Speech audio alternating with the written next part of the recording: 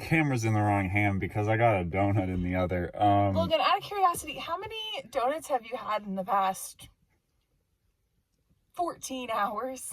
More than 2.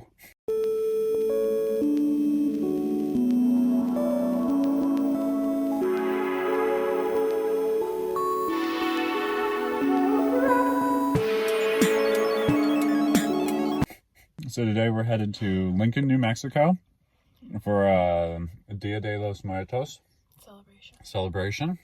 No idea what's really in store. Yeah, we don't really know, but it's at the Lincoln Historical Center, which I've been told to visit, so it should be interesting. Yeah, so let's go.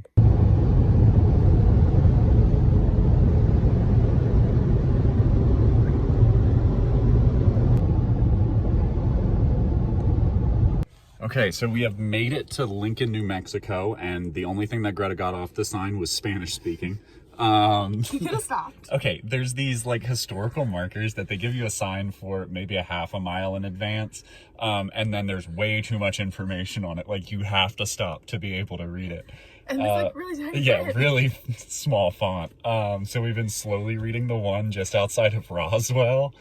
I don't remember even what that one started with. Well, no, but that one's saying something about it's part of the Pecos Valley. Yeah, it's the water. Something about water. Yeah. Okay, so we're in this cute little town now. There's a little gift shop, a little church. And there's a Berkshire Hathaway a convent sign. That says convento. Oh yeah. So it's probably a convent. Mm. Do you think it's those nuns that smoke weed? No, that's like a thing. They're based out of the Sacramento Valley, I'm pretty sure though. Well, this is not the Sacramento Valley. But this is the Sacramento Mountain Valley or something like that. Different group of sisters. So there is a Dia de los Muertos festival of some kind, at least an event. That, I mean, the gift shop has some stuff out, but we're assuming it's a little bit further up in, and we're probably just gonna have to look around. Yeah. So we'll take you along, but first. They say land of enchantment, but maybe it should be the land of sun. No, that's probably Arizona.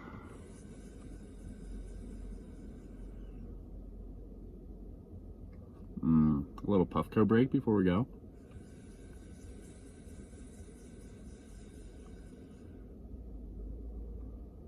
There is a man up there riding a horse, and the horse has a cape, and then there's another man that's completely covered in mirrors. There's more horses, and those don't have a person with them. Okay. So this big old thick boy was used in the Lincoln County War. That's where the sharpshooters were positioned, so that way they had defenses against the Apaches.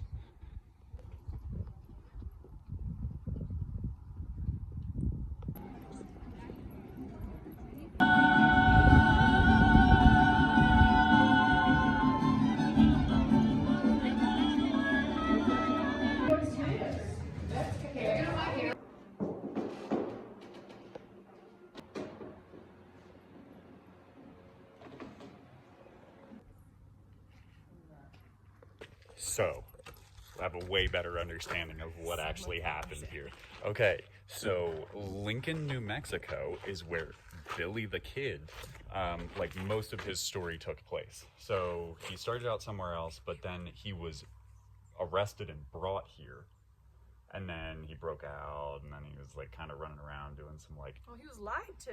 Yeah. They were gonna... Yeah, and then they said they were gonna let him go, but then, yeah, a whole bunch of different stuff. Yeah. Either way, he kind of like left and came back a few different times to Lincoln, but then this is where he shot and killed the sheriff and the deputy to like actually escape when he was arrested and held here. But it's also where I'm gonna try to find the wall, because the wall's next to the store, but that's where they originally like ambushed the people, and that's what turned him into like a criminal. That's like what made Billy the Kid an outlaw. So that all took place here. His death then takes place north of Roswell, which is what I've been thinking of the whole time, where he had run away to, and then Pat, whatever his name is, Garrett, Garrett, yeah. had chased him down. So Pat Garrett was the one who originally arrested him and had brought him to Lincoln. Yeah. But then was also the guy who killed Billy the Kid then in, what was I don't remember the town, but whatever the town is north of Roswell. So Lincoln County is kind of like a cattle mecca almost, or at least it used to be. Yeah. So the guys from Texas came up, and so Billy the Kid was one of the ranch hands, one of the cowboys that was brought here to help out.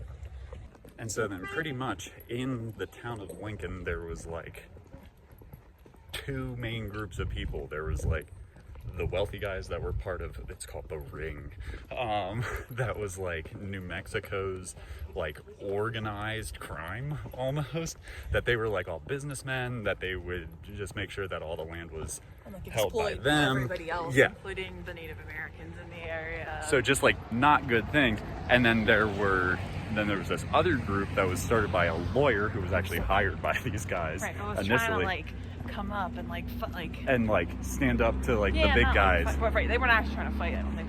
But they were just trying to like create their own businesses in this area, and so that's how like the actual war started.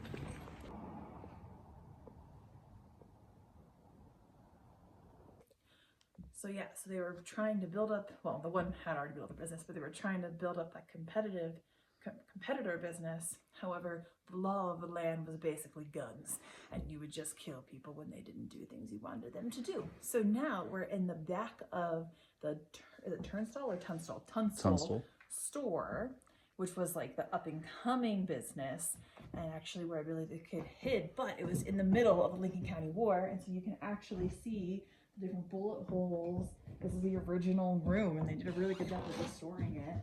Mm-hmm. And then as you come over here, this is where they believe one of either Billy the Kid or the other guy, Jim French, mm-hmm.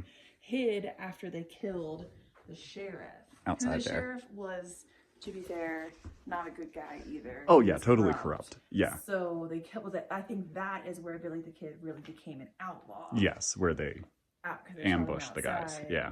And then they ran in here and hid in that hole.